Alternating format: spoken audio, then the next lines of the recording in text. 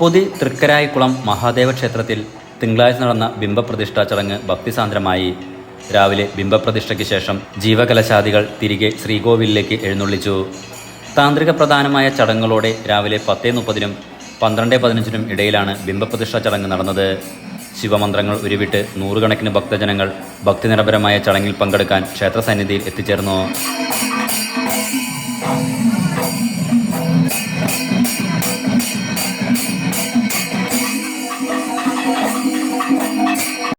തന്ത്രി മനയാറ്റത്ത് മന ചന്ദ്രശേഖരൻ നമ്പൂതിരി മുഖ്യ കാർമ്മികത്വം വഹിച്ചു.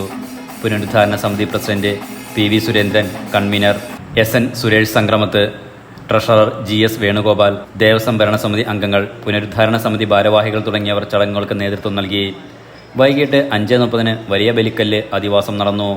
ബിംബപ്രതിഷ്ഠയ്ക്ക് ശേഷം അടയ്ക്കുന്ന ശ്രീകോവിൽ 13-ന് രാവിലെ 5:30-ന് തുറക്കും. തുടർന്ന് വിവിധ കലശാഭിഷേകങ്ങൾ നടത്തും.